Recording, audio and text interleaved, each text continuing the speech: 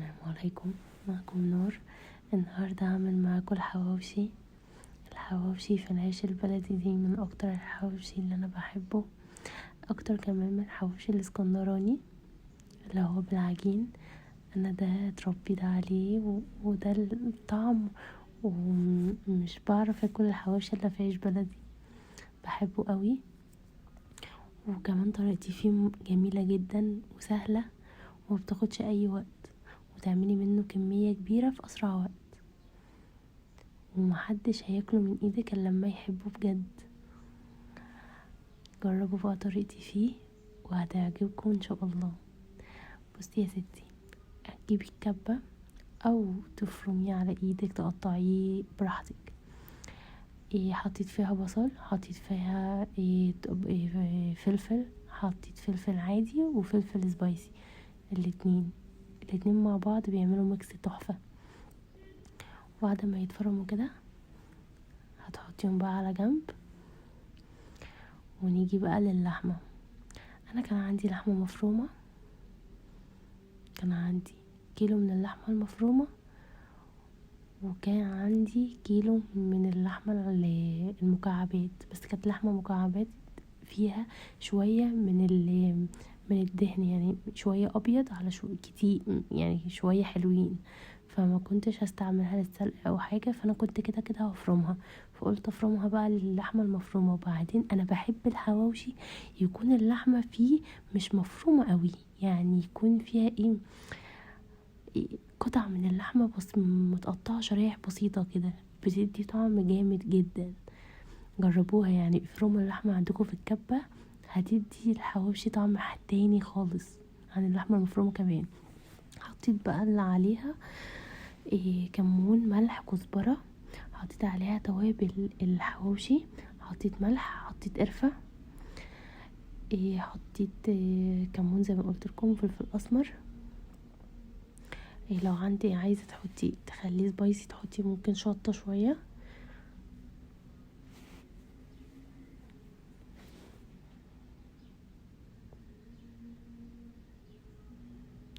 وكيس من توابل الحواوشي من ماجي، طعمه تحفه.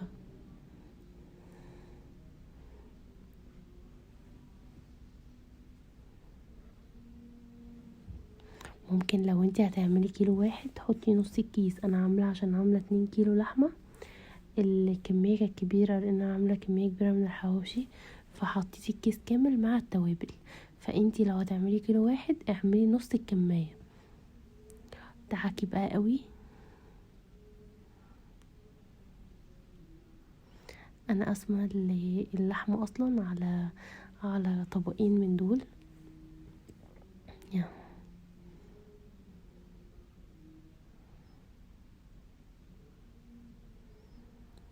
بعد ما تدعكيها قوي كده ممكن تسيبيها ترتاح شويه في التلاجة، وممكن لا، يعني لو انتي مستعجله عادي اشتغلي.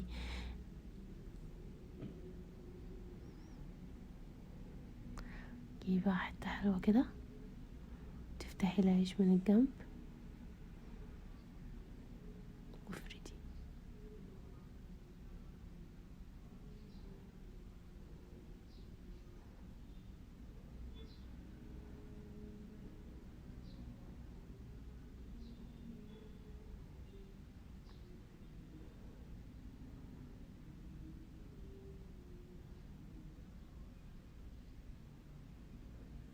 حجم الرغيف كان كبير، فكان بياخد نسبة من اللحمة كتير، فانتي توصيه كده شوية عشان اللي ياكل واحد ما ياكلش التاني.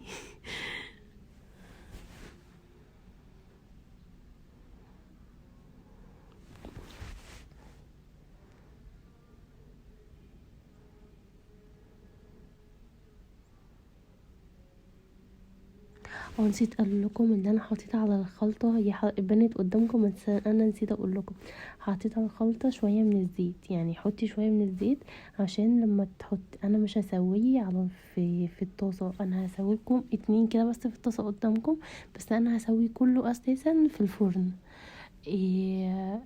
الفرن عشان يستوي لازم حطي جوه زيت عشان اللحمه كمان تستوي، وكمان يقرمش من جوه ومن بره، يبقى حلو كده.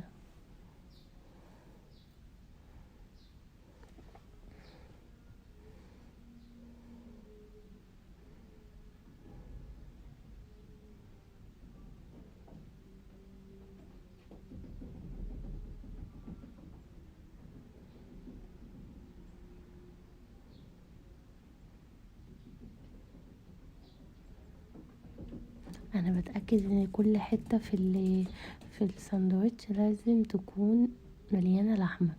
دخل ايدي كده لحد الاطراف جوه،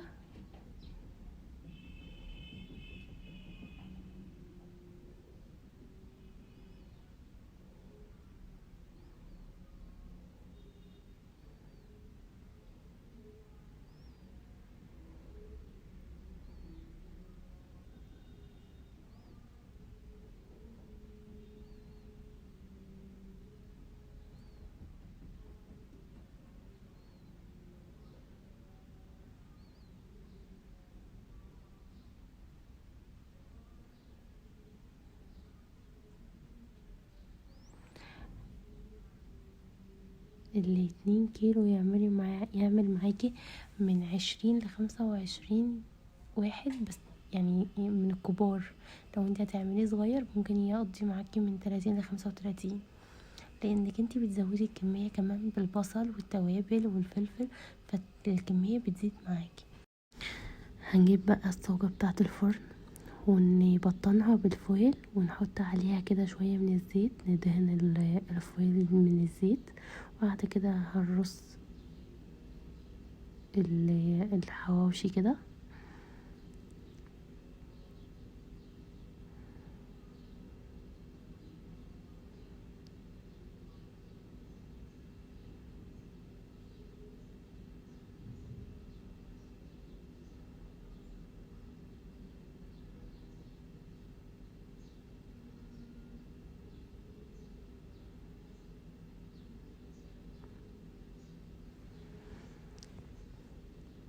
الطريقة دي بتعمل معايا كمية كتيرة وفي وقت قصير قوي. هندي بقى الحواوشي من فوق كده مسحة كده من الزيت، وهندخله بقى الفرن. اول ما يبتدي بقى يستوي من تحت هقوم جايبة كوباية من المية وحطاها على الحواوشي من الجنب كده. هرش بقى شوية مية، وبعد كده هقوم بعد ما تشرب المية اقوم قلبها بقى على الوش محمرة ومطلعاه. وده بيبقى شكله، ده شكل الحواوشي اللي في الفرن.